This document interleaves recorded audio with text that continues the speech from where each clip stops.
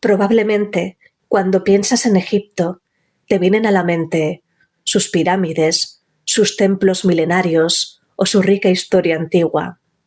Pero existe también una historia tras el antiguo Egipto, toda su era islámica, quiénes eran los fatimíes, los ayubíes o los mamelucos, qué importancia tuvo el Imperio Otomano o la expedición francesa de 1798. Ciudades como El Cairo son testigo de esas capas de la historia que lo hacen más y más interesante.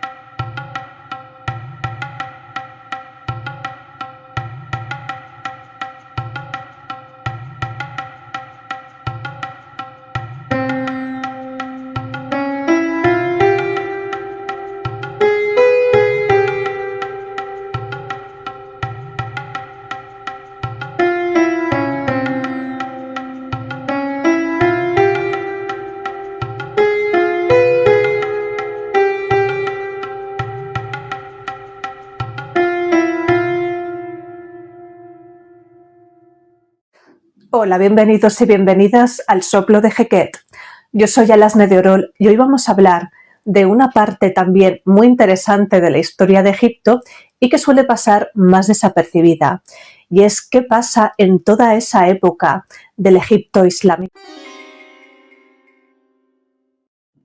Y sí, obviamente, este canal está centrado en la historia del Antiguo Egipto, que es a la que siempre le damos esa importancia, pero la verdad es que hoy en día viajamos a Egipto y la historia de Egipto no acaba con el Antiguo Egipto, es decir, con esa Cleopatra VII que se pone como esa última reina de Egipto antes de caer en manos romanas.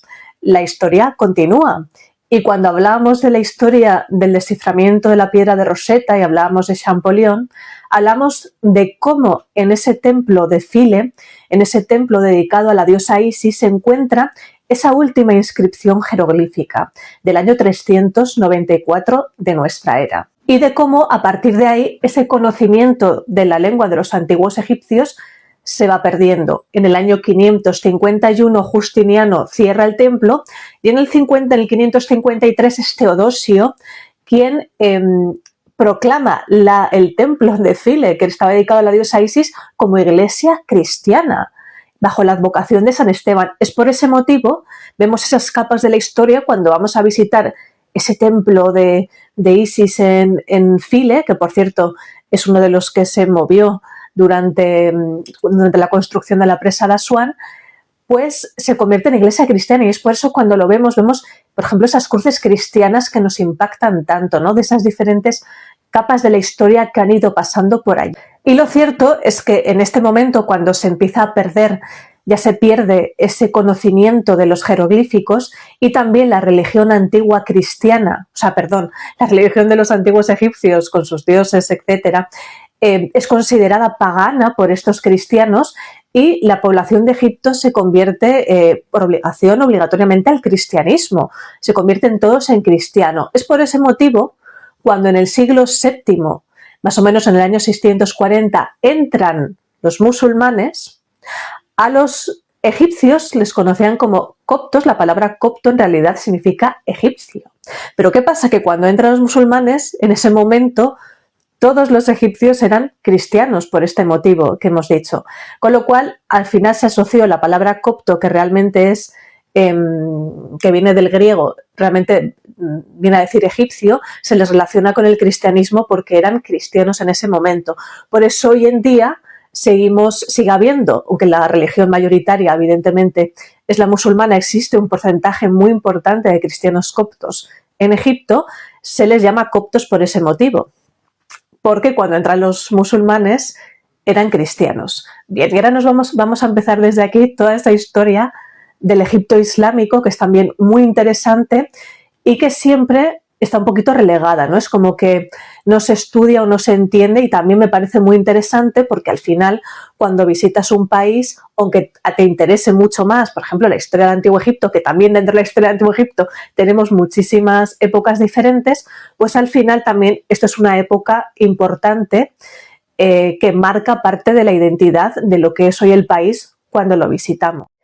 Bueno, y como hemos dicho, los musulmanes entran en Egipto en el año más o menos 640, en el siglo VII, y unos pocos años antes, creo que fue en el 632 aproximadamente, el profeta Mohammed fallece, es decir, cuando empieza el Islam. Entonces, a la muerte del profeta Mohammed, hay una serie de califas que se van a disputar el poder, y esto realmente no diferencia mucho de otras luchas de poder, monarquías, etcétera, a lo largo de la historia.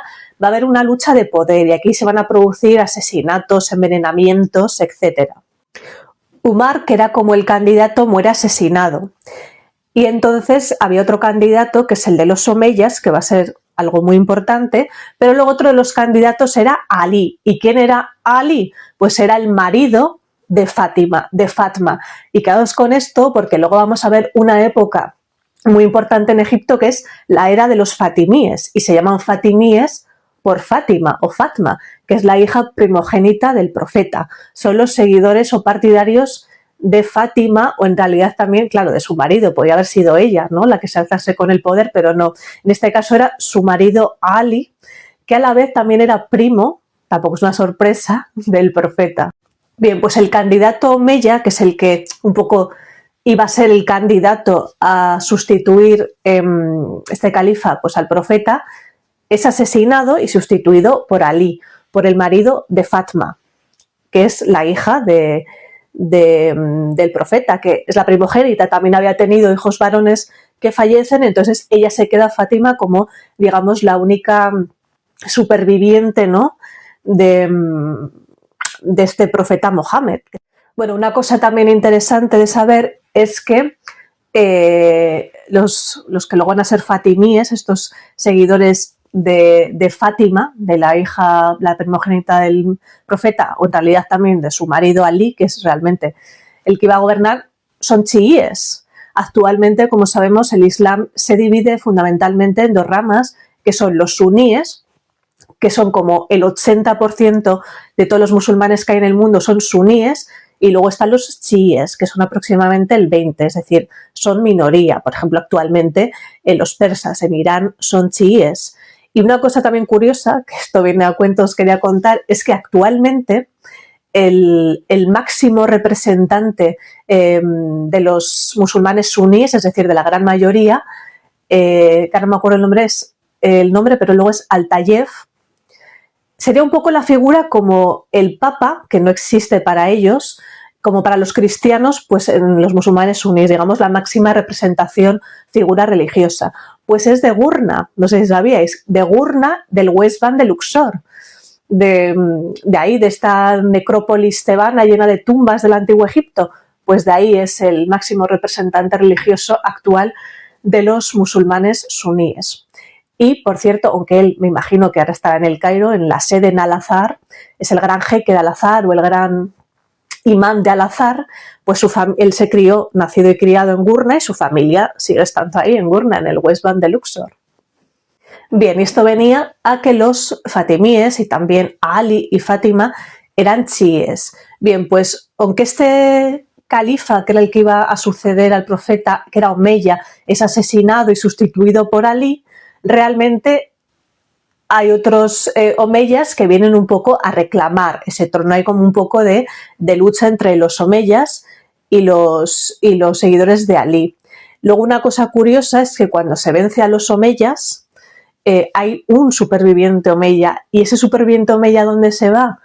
A la península ibérica, y ahí van a ser, evidentemente, a Córdoba, donde se va a formar el califato de Córdoba. Bueno, y una cosa curiosa que me encanta es que la cuarta hija de Fátima y Ali se llamaba Kulthum, como la cantante, o bueno, la cantante como la hija de Fatma.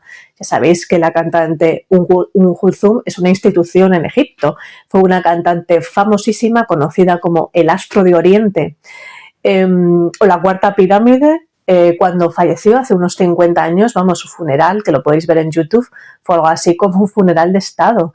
Sus canciones, que eran larguísimas, se siguen escuchando, y cuando viajamos a Egipto y vamos a los mercados, vemos todo tipo de merchandising de Kulthum, de la cantante. Bueno, pues que sepáis que se llamaba como la hija de Fátima y de Ali, como la nieta del profeta.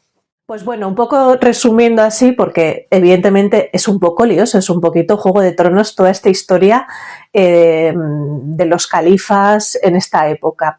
Cuando entran los musulmanes en el 640, en el siglo VII, más o menos tardarán unos 100 años en asentarse. Y la primera dinastía importante va a ser la de los abasís, que son los que sustituyen a estos omeyas. Va a ser la dinastía de los abasís, que empieza sobre el 700 y algo hasta el 900 y algo cuando vengan los fatimíes. Y de estos abasíes vamos a venir a una época muy importante también en Egipto, que es la época que habíamos hablado antes, que son los fatimíes, un poco los seguidores de Fátima, de la hija del profeta. No, evidentemente ellos ya habían fallecido, porque hay un personaje que se proclama a sí mismo, digamos, familia, descendiente. Fíjate, esto es algo muy común también, ¿no?, en las monarquías. Yo desciendo de, pues se cree descendiente directo de Fátima y su esposo Ali, es decir, y por lo tanto, si Fátima era la hija del profeta, descendiente directo del profeta, y aquí nace esta dinastía fatimíe, que son chiíes en Egipto, que viene desde el 900 y algo, que se había sustituido a estos abasíes, hasta el 1171. Van a ser los fatimíes en Egipto. Y realmente hay cosas importantes durante la era fatimí en Egipto. Por ejemplo, la fundación del Cairo, tal como lo conocemos ahora con el nombre de Al-Qaira, viene de la era de los fatimíes. ¿Por qué Al-Qaira? Además es muy bonito. Al-Qaira significa algo así como la victoriosa. Y se dice que puede venir de que en ese momento el planeta Marte, digamos, los astrónomos pues dicen está Marte ahí ahora mismo apareciendo, y como Marte también se le ha conocido como el guerrero, el victorioso, pues en honor al planeta Marte se le da ese nombre de victoriosa a la ciudad y se la bautiza como Al-Qaira, que es el Cairo, ¿no?, que es el nombre que existe hasta la actualidad, fundada en este caso por los fatimíes. También en la época fatimí, muy importante, van a hacer la gran institución de Al-Azhar, de la que hemos hablado antes, hablando de Al-Tayeb. Y después de los fatimíes vamos a pasar al periodo ayubí, los ayubíes, que aquí tenemos, el primero es Saladino, que es muy famoso. Cuando visitamos el Cairo hoy en día, visitamos la antigua ciudadela de Saladino, donde por cierto está la famosa mezquita de Mehmet Ali. Mehmet Ali, que hablaremos después de él, que viene bastante después, que él construye la mezquita ahí probablemente reciclando antiguos edificios, y los ayubíes empiezan con Saladino. Aquí una cosa importante, que a mí me parece muy interesante, pero que evidentemente es una historia poco conocida. Vamos a hablar de la primera, y única sultana mujer que ha tenido en la era islámica Egipto, y es Shajarat al-Durr. Shajarat al-Durr, que se puede traducir en árabe algo así como árbol de perlas, fue una mujer que por derecho propio, es decir, no por ser regente o esposa de, se convierte por derecho propio durante un breve periodo de tiempo, también hay que decirlo, en sultana de Egipto. Shajarat al-Durr. Incluso se acuñaron monedas con su nombre, con el de Shajarat al-Durr. Esta mujer, una cosa muy importante es que va a marcar, digamos, el fin de la era ayubíe y el principio de una de las eras también que va a ser importantísima en Egipto y duradera, que es la de los mamelucos, que vamos a hablar ahora. Pues esto me recuerda también un poco al antiguo Egipto, porque cuando vemos estas grandes mujeres que fueron faraonas, por así decirlo, rey del Alto y el Bajo Egipto, muchas veces se asocian a finales de reinados, a principios de dinastías, y en este caso pues pasa un poco igual. En el caso del Egipto islámico vemos una única mujer que por derecho propio gobierna durante un breve periodo de tiempo, que es Shajarat al-Durr, que la tenemos aquí. Y luego además es un poco triste porque acaba como asesinada, y luego ella se casa con un hombre que va a ser el primero de los mamelucos. Pues una cosa también interesante de esta mujer, que esto pasa desapercibido para quien no conozca su historia, es que su tumba se encuentra en el Cairo, un pequeño mausoleo que se puede visitar. Y además está en una de mis zonas favoritas, en la antigua mezquita de Iftulum, que es la más antigua del Cairo, que es preciosa. se encuentra también la casa Galler Anderson, una casa que me encanta, y luego en esa misma calle, como a 5 minutos, 7 minutos caminando, se encuentra la tumba de esta sultana que tuvo Egipto, gobernante, y un pequeño mausoleo, y está ahí su tumba, la tumba de Shasharat al-Dur, que por cierto también tiene reciclados pues algunos versículos de la era fatimí. Es muy interesante cuando pasas por allí, algo que pasa muy desapercibido, visitar la tumba de la única sultana mujer que tuvo el Egipto islámico. Bueno, y con Shasharat al-Dur, esta sultana que está entre estos dos periodos, el fin de los ayubíes, el comienzo de los mamelucos, vamos a una de las, digamos, uno de los periodos más importantes, quizás, que es el de los mamelucos. Desde el 1260 son aproximadamente 300 años antes de que vengan los otomanos. Pero una cosa también importante decir es que aunque oficialmente están esos casi 300 años, el poder de los mamelucos sigue después. Aunque oficialmente luego van a venir los otomanos y va a ser Egipto una provincia del Imperio Otomano, los mamelucos seguirán gobernando y lo vamos a ver ahora. Y primero decir quiénes eran los mamelucos. Pues sí, esto que no lo he dicho antes, por ejemplo, Saladino de los ayubíes era de origen kurdo, fue gobernador de Egipto y de Siria, era kurdo. Pues los mamelucos, fijaos aquí que cuánta mezcla étnica vamos a ver, los mamelucos son circasianos, es decir, son de la zona del Cáucaso.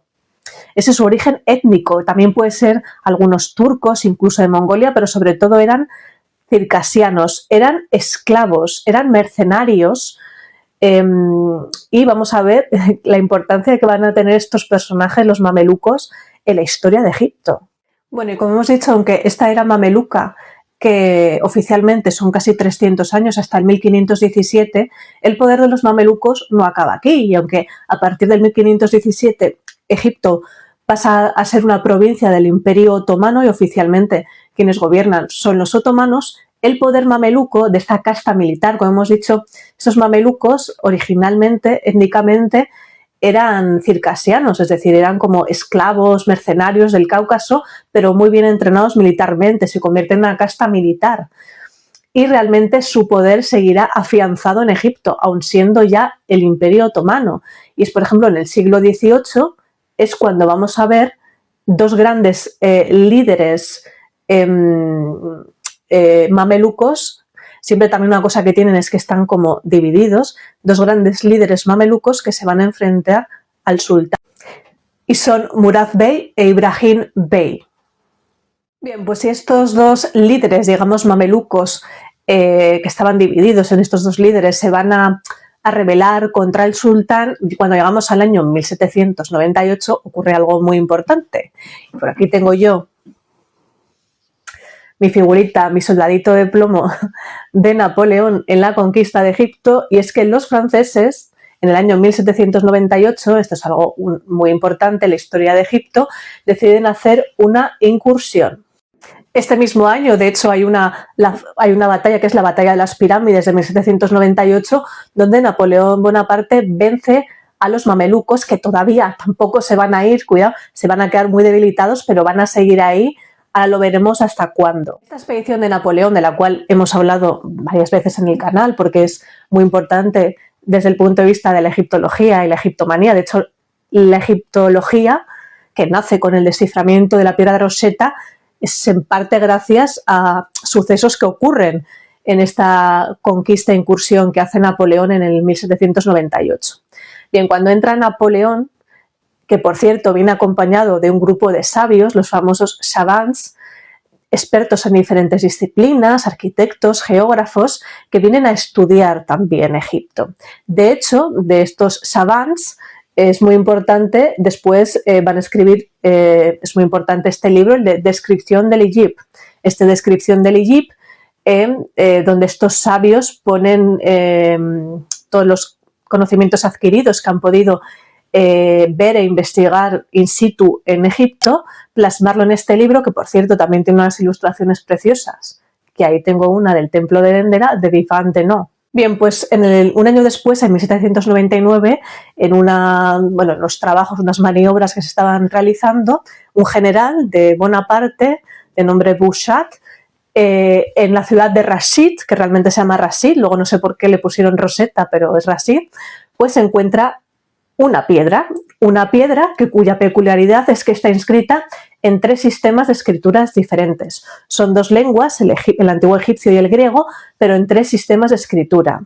Tenemos los jeroglíficos, tenemos demótico y tenemos griego.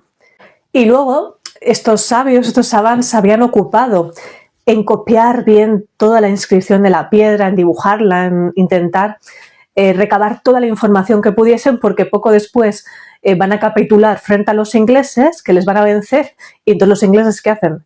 Coger la piedra y llevársela. Ese es el motivo por el cual hoy en día la piedra de Rosetta, ¿dónde está? En el Museo Británico de Londres. Pero en realidad la descubren los franceses y luego quiere el destino devolverle un poco eso a los franceses, porque va a ser un francés, Champollion, este genio de las lenguas, quien finalmente dé con la clave y sea el que logre descifrar los jeroglíficos. Y es así con Champollion, el gran descifrador de la piedra de Rosetta, gracias a la cual se puede empezar a leer todo eso que los egipcios habían legado, es decir, son miles de años de egipcios escribiendo todo el rato, y esa lengua que se había perdido era un conocimiento perdido.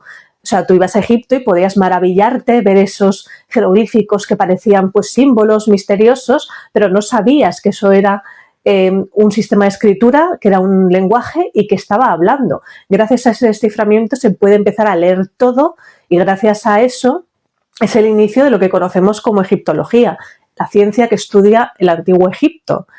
Con lo cual, esta expedición de Napoleón va a ser muy importante por todo lo que conlleva después. Este nacimiento de la egiptología gracias al desciframiento, primero a encontrar la piedra y después a que Champollion la descifre, y también otro concepto que es el de egiptomanía. También va a comenzar una egiptomanía en Europa con esta expedición, donde en Europa se van a conocer las maravillas que hay en Egipto, y entonces un montón de gente va a soñar con viajar ahí.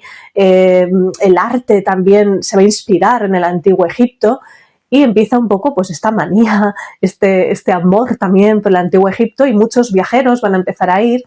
Antes evidentemente era caro, mucha gente rica era la que viajaba, muchas veces en invierno, porque los inviernos en Egipto son geniales de temperatura, son maravillosos, y de hecho mucha gente rica, los doctores les recomendaban por diferentes enfermedades o afecciones viajar a Egipto y pasar los inviernos en Egipto. Así que esta expedición, que marcará también pues el inicio de la egiptología por los hechos que acontecen, es un hecho muy importante. Aquí se vence, entre comillas, a los mamelucos, pero los mamelucos todavía no se van a ir. No se van a ir, pero esta gran derrota que sufren los mamelucos les va a dividir. Aquí se va a producir una época de caos y de anarquía. Esto me recuerda un poco también, uniéndolo con el antiguo Egipto, quizás a un periodo intermedio, ¿no? Esos periodos intermedios entre esos grandes reinos, entre el reino antiguo, el medio y el nuevo, que sobre todo lo que les caracteriza es la descentralización del poder, que ya no va a haber un poder central, va a haber saqueos de tiendas, de ciudades, anarquía. Y aquí va a haber un poco en este caos, en esta anarquía, como 3 facciones. Una van a ser los egipcios, los nobles, los comerciantes, que estaban hartos de este caos, de esta subida de los impuestos. Por otro lado van a estar los mamelucos, muy debilitados militarmente, y aquí otra vez van a aparecer otros 2 nuevos líderes mamelucos. Y por el otro lado van a estar los otomanos, que realmente es a quien legítimamente pertenece el poder, porque aunque estamos viendo todo este caos, esta anarquía, estos mamelucos que no se van, realmente, legítimamente, como hemos dicho, estaríamos en la era otomana en Egipto. Y aquí van a coger los otomanos, en este caso Selim III, y va a nombrar un nuevo gobernador en Egipto, que es Yusef Pasha. Pero junto a él, que esto va a ser muy interesante, va a venir digamos también, un poco me recuerda un poco a los mamelucos, que venían de ser esclavos, mercenarios. Pues en este caso van a venir otro grupo muy desorganizado, también como de esclavos, de mercenarios, un poco hasta bandidos, piratas, pero que luego iban muy bien vestidos y muy bien armados, que eran los Bazouks, que eran de origen albanés, eran albaneses. Y estos, conjunto con el nuevo gobernador impuesto por el Imperio Otomano, son los que un poco van a tomar el poder en este momento en Egipto. Los Bazibazuks, que un poco etimológicamente su nombre quiere decir los cabezas quebradas, fijaos, eran de origen albanés, eran estos bandidos que están junto al nuevo gobernador un poco imponiéndose aquí en el Cairo en esta época. Pues estos albaneses se va a producir un hecho importante, que es una revuelta. Y es que en el año 1803 se va a producir una revuelta de estos Bazibazuks albaneses. ¿Por qué? Por un retraso en el pago. Y esto también me recuerda, ya me voy otra vez al Antiguo Egipto, a la época de Ramsés III, donde se produce esa primera huelga registrada de la historia entre los trabajadores, entre estos artistas de Deir el-Medina. Pues aquí estos Bazibazuks van a ver que no se les está pagando un retraso y ¿qué hacen? Pues tomarse un poco la ley, un poco, digamos, lo que ellos son, que son bandidos armados. Y entonces se van a producir 4 días de saqueos muy fuertes en la ciudad del Cairo. Es decir, no les están pagando, ¿qué hacen? Pues cobrarse a su manera. Y se va a producir esta revuelta, 4 días de saqueos muy violentos en la ciudad del Cairo por parte de estos Bazibazuks albaneses, y entonces van a venir unas tropas turcas a enfrentarse a ellos y van a matar a su jefe. Y ahora mirad, aquí va a venir uno de los momentos también más importantes de la historia de este Egipto reciente o islámico, y es que matan al líder de estos Bazibazuks en esta revuelta de 1803 por este impago y por consiguiente este saqueo que producen en la ciudad del Cairo. Y entonces, al matar a su líder, aquí va a venir el segundo al mando de los Bazuk albaneses. ¿Y quién es? Mehmet Ali. Mehmet Ali, el famoso Mehmet Ali, que va a dar un poco comienzo a la modernización de Egipto. Este hombre tan importante, cuya mezquita de Mehmet Ali está en esta ciudadela de Saladino, construida sobre la antigua ciudadela de Saladino, que seguramente cuando vayáis al Cairo pues es una mezquita que normalmente siempre te llevan, aunque a mí me gusta más la de Ibn Tulum, con la casa de Geir Anderson y cerquita de esa tumba de Shasharat al-Dur. Pues Mehmet Ali, realmente su origen es albanés. Fijaos qué mezclas. Teníamos con Saladino a los kurdos, luego hemos tenido circasianos del Cáucaso, ahora tenemos albaneses. Mehmet Ali es albanés y estos Bazibazuks son albaneses. Este Mehmet Ali, este personaje tan importante en la historia más reciente, importantísimo de Egipto y también de la historia en general, pues es nombrado después, pues también muchas disputas, traicionar a un jefe mameluco, etcétera, se va a convertir en virrey de Egipto en el año 1805. Otro hecho importante es que en el 1811, desde Constantinopla le van a pedir ayuda. ¿Ayuda por qué? Porque supuestamente una secta que viene de Arabia ha tomado la ciudad de la Meca, Medina y la Meca. Y entonces le piden ayuda. Y aunque en principio tampoco es que se lleve muy bien y no lo tiene claro, pues decide acceder. Y aquí va a pasar algo muy de Juego de Tronos, porque accede a esa expedición hacia Medina y hacia la Meca. Va a organizar en el Cairo una cena, una gran cena en la que va a invitar a pues, los líderes mamelucos más importantes. Y de camino a esta gran cena, a este gran evento, pues los va a asesinar. Aproximadamente unos 400 mamelucos, entre los cuales estaban 24 príncipes, son asesinados a cuchillo, en plan en una encerrona, en la ciudad del Cairo. Y camino a este gran banquete en la ciudadela, o sea, hoy en día se puede ver el lugar donde hubo esa masacre, esa encerrona, pues allí los masacra. Y no contento con matar a todos estos grandes, digamos, como los más importantes líderes y príncipes mamelucos, durante los días posteriores se asesina, también de una manera muy violenta, por la ciudad del Cairo a todos los mamelucos. Con lo cual, si hablábamos de este poder mameluco que viene desde tan atrás y que incluso durante siendo el Egipto ya parte del Imperio Otomano, siguen gobernando, muchas veces con estas divisiones de líderes, pues es aquí cuando finalmente Mehmet Ali acaba con los mamelucos. Este Mehmet Ali, que era de origen albanés, los mamelucos de origen circasiano. Vemos todas las mezclas étnicas que sigue habiendo. Si ya en el Antiguo Egipto pues veíamos una dinastía libia, luego una cushita de faraones negros, luego vemos una de origen macedonio, los griegos, pues aquí vemos también mucha mezcla étnica, aunque sí que eran de religión musulmana, pero realmente de orígenes muy diversos. Mehmet Ali empieza ya a consolidarse en el poder, pero también está muy debilitado y empieza a hacer una serie de reformas. Aquí es cuando decimos que empieza un poco lo que es el Egipto moderno con este personaje que es Mehmet Ali. También ocurren diferentes guerras, batallas, a las cuales también va en apoyo, pero una cosa muy importante es que va a suceder con él es lo que se denomina la conscripción. Y es que por primera vez vemos estos orígenes étnicos. Él va a coger a los campesinos egipcios y tenía bastantes dudas en ello, pero decide hacerlo, coger a los campesinos egipcios de allí de Egipto y formarlos militarmente.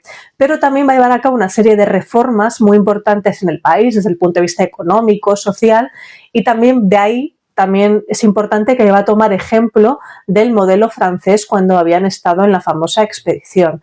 Y es cuando se empiezan a ver cambios importantes en el país. También introduce el algodón egipcio, el hoy famosísimo algodón egipcio, que competía con el del sur de Estados Unidos o el de la India. También se hacen presas, en una de las cuales murió mucha gente, y también tuvo la idea peregrina de desmontar la Gran Pirámide para hacer una presa. De hecho, contrató un matemático francés que afortunadamente vio que no le salía a cuenta y no la desmontó, afortunadamente. Pues ese es el personaje de Mehmet Ali tan importante en Egipto y que mucha gente va a visitar esa mezquita pero no sabe de la historia. Una cosa curiosa que seguramente si habéis ido siempre os lo contarán es que en la mezquita hay un reloj y eso lo intercambió por uno de los obeliscos del templo de Luxor.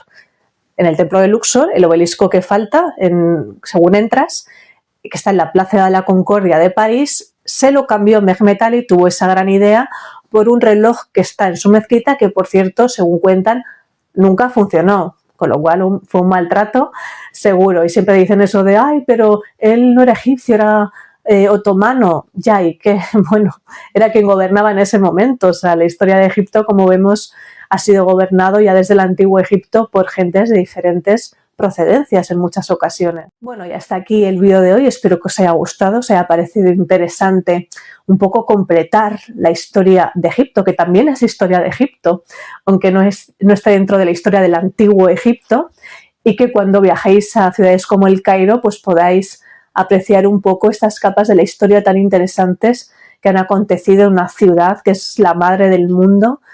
Como decían en las 1001 noches, que no ha visto el Cairo no ha visto el mundo. Y con esto me despido hasta el próximo vídeo. No olvides dar un like, suscribirte si no estás suscrito y nos vemos en un próximo vídeo con más historias interesantes sobre Egipto y el Antiguo Egipto. Nos vemos.